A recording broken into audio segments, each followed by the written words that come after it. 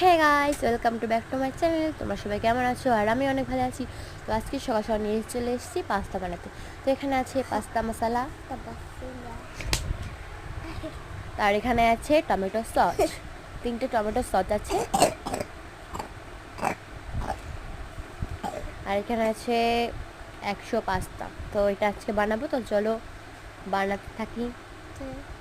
তো প্রথমে দিয়ে দিয়েছি জল গরম করতে। তো এটা মধ্যে দিয়েও দিয়েছি, এটা ফুটতে থাকুক, ততক্ষণ আমি ডিম নিয়ে আসি। তো ফ্রিজে দেখি একটাই ডিম ছিল, তো সেই ডিমটা নিয়ে আসলাম।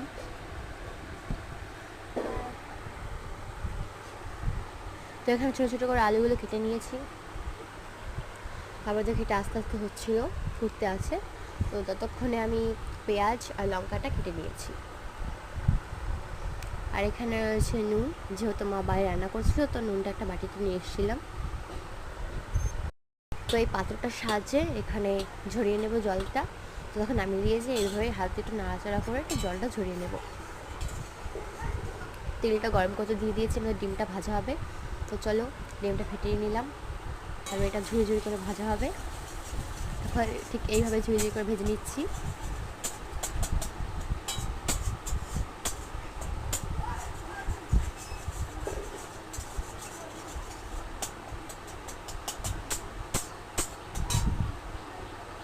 ঠিক এইভাবে নাড়াচাড়া দিয়ে ভেজে নিলাম। তখন নামিয়ে রাখলাম একটা বাটিতে।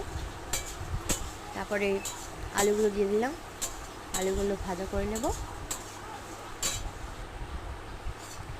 ভালো করে নাড়াচাড়া দিয়েছি তেলের মধ্যে। দেখো প্রায় হয়ে গেছে, অল্প অল্প হয়ে গেছে। তারপর পেঁয়াজ আর লঙ্কাটাও দিয়ে দিলাম, এটাও ভালো করে নাড়াচাড়া করে নিচ্ছি। সুন্দর করে ভেজে নিলাম। তারপর ডিমটা দিয়ে দিলাম, ডিমটা দিয়ে ভালো করে ভেজে নিচ্ছি।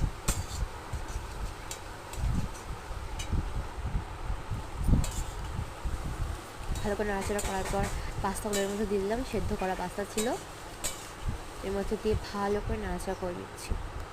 যতক্ষণ ভালো করে ভাজা হয় ততক্ষণ নাড়াচাড়া করতে থাকি। তো এখনও হয়নি, আর বেশি করে নাড়াচাড়া করবো, যাতে ভাজা হলে খেতে আরও একটু টেস্টি লাগে। তো দেখো ফাইনালি হয়ে গেছে। তো এই দেখো বোনকে দিয়েছে, আর এটা আমি নিয়েছি। দেখো কত সুন্দর লাগছে দেখতে, তারও খাচ্ছে। দেখো খুব টেস্টি হয়েছে মনে হয়। তো আশা করি ভিডিওটা ভালো লেগেছে। ভালো লাগলে লাইক কমেন্ট শেয়ার অবশ্যই, সাবস্ক্রাইব করতে ভুলে